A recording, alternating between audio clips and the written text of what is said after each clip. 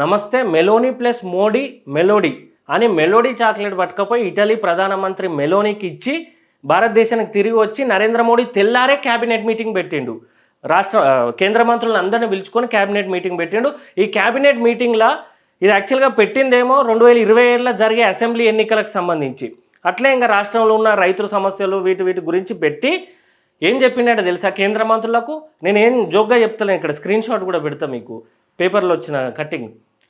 మీకు రీల్స్ అంటే ఏందో తెలుసా అని అడిగిండంట.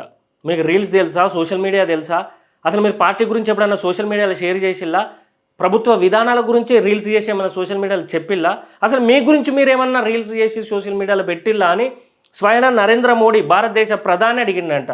అంటే దేనికి సంకేతం? సోషల్ మీడియాతోటే స్టార్లు అవుతారా? సోషల్ మీడియాలో ఫేమస్ అయ్యి మీరు రాజకీయం చేస్తారా?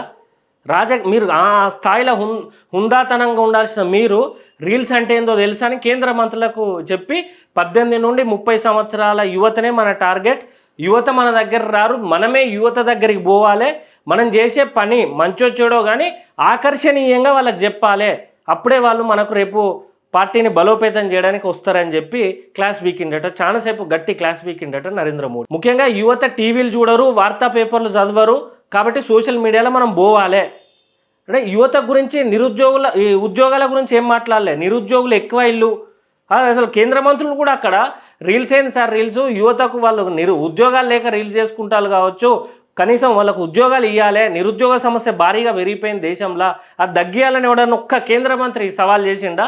అంత దమ్మున్నదా? వీళ్ళకి లేకపోయా ఆయనకు లేకపోయా రీల్స్ గురించి లెక్చర్ ఇచ్చుకున్నట్టు. ఇదేమన్నా పార్టీ మీటింగా, పోనీ ఏమన్నా ఎంటర్టైన్మెంట్ చేయడానికి ఏమన్నా బహిరంగ సభనా? ఇది క్యాబినెట్ మీటింగు. దీంట్లో ఈ విధంగా చెప్పిండట. ఇక గుజరాత్, రాజస్థాను, ఉత్తరాఖండ్, ఉత్తరప్రదేశ్, హిమాచల్ ప్రదేశ్ ఇలా ఎలక్షన్లు ఉన్నాయి కదా, వాటి గురించి కూడా మాట్లాడు తక్కువనే, దీని గురించే ఎక్కువ మాట్లాడిండట నరేంద్ర మోడీ. ఇంకా చెప్పిండట, మీరు యువతకు దగ్గరికి పోకపోతే మంత్రి పదవి నుండి ఇంటికి పోవాల్సిందే అని చెప్పిండట. అంటే వీళ్ళు సోషల్ మీడియాని ఏ విధంగా వాడుకుంటారు? సరే కరెక్టే, వాడుకోవచ్చు. ఇప్పుడు ఒక 5 ఏళ్ల లోపు సోషల్ మీడియాలో ఓన్లీ ఎవరిది వాళ్ళు ఫోటోలు వీడియోలు మేము కనబడతానమని చేసుకోవడానికే చేసిళ్ళు. ఇప్పుడు ఇవాళ రేపు ఏంది, అందరూ వాళ్ళ బిజినెస్ గురించి ప్రమోట్ చేయడానికి, లేదా పక్కోళ్ళ బిజినెస్ ప్రమోట్ చేయడానికి, లేకపోతే వాళ్ళలో ఉన్న కళలు ఆర్టిస్టిక్ వ్యూస్ని బయట పెట్టుకోవడానికి సోషల్ మీడియా వాడుతున్నారు. ఒక రకంగా ఇది ఒక రూపాయి వచ్చే విధంగా వాళ్ళ కష్టం వాళ్ళు పడుతున్నారు. ఈ పార్టీలు, ఇంత పెద్ద పార్టీలు, నాకు తెలిసి ఇదంతా నరేంద్ర మోడీకి ఇటలీ నుండి భారతదేశానికి వస్తుంటే ఆ ఫ్లైట్లో ఈ కాక్రోచ్ జనతా పార్టీ గురించి బాగా చెప్పినట్టున్నారు. అదే మైండ్లో పట్టుకొని దాదాపు ఒక 45 నిమిషాలు కేంద్ర మంత్రుల క్లాస్ వీకిండట, సోషల్ మీడియాలో మనం ఎందుకు ఉండలేకపోతామని.